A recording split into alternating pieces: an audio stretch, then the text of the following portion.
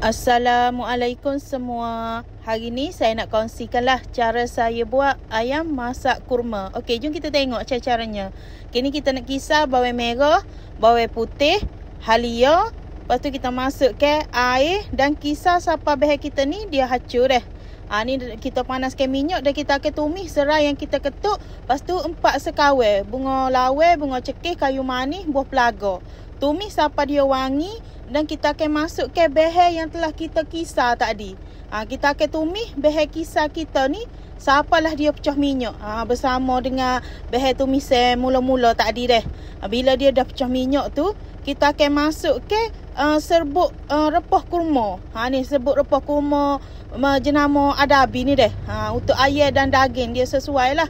Ni saya guna adabi supaya semua orang kata mudah nak buat ayam masuk kurma ni dah. Lagipun kata guna repah adabi ni dia sedap. Dah selain daripada repah yang dari Kelantan tu lah.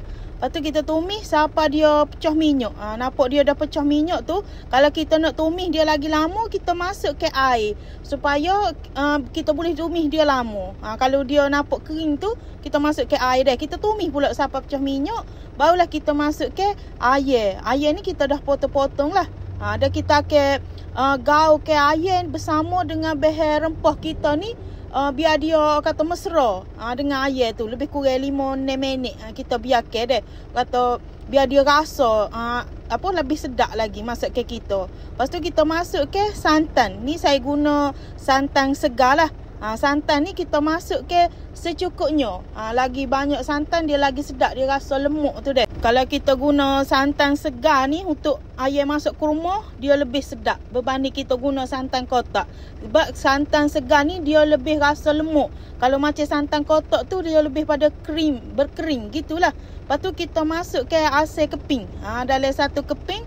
Lepas tu kita nak biar ke ayam kita ni dia separuh empuk. Sebelum kita masuk ke bahan-bahan yang lain.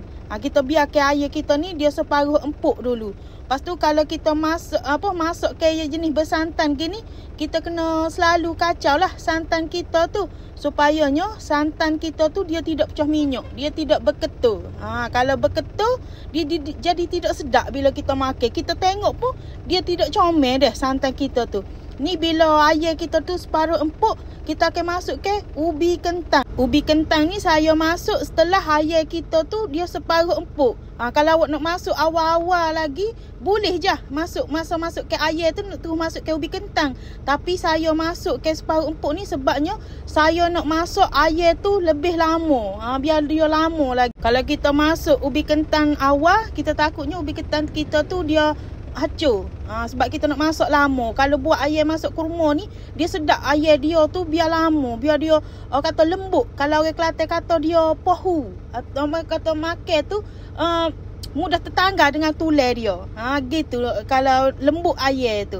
Dia sangat-sangat lembut dah. Ni saya tambah lagi air dan kita akan masak lagi. Sampailah ayam kita tu dia betul-betul empuk. Lepas tu ubi kentang pun sedap elok empuk dia. Ni kita tambah ke perasa dia, kita letak garam dan gula secukupnya. Kalau buat ayam masak kurma, kalau versi Kelantan, dia kena ada rasa manis-manis sikit. Jangan manis sangat. Biar kira masing manis tu lemuk. Biar kena, biar cukup deh. Kalau manis sangat dia tidak sedap. Lepas tu kita akan masak lagi sampailah dia betul-betul pecah minyak, sampai dia kata ayam kita tu betul-betul masak lah. Ni ayam masak kurma kita ni dah pun masak dah.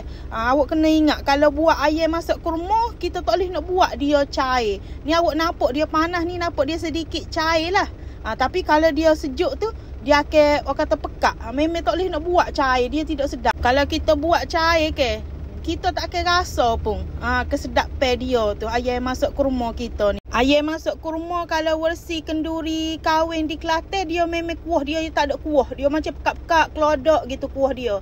Tapi kalau kita nak makan di rumah, kita buat kuah dia ni kena buat berkuah tapi kena buat pekat. Baru dia rasa dah. Ni memang kata istimewa lah ayam masak kurma kita ni. Ni saya belajar dengan mak saya. Resepi ni insya-Allah sangat-sangat sedap. Wajib cuba deh. Ya rasa dia lain daripada yang lain. Wajib cuba. Okeylah, kepada yang dah menonton video saya ni, saya harap jangan lupa subscribe, like, komen dan share video saya. Okey, terima kasih semua.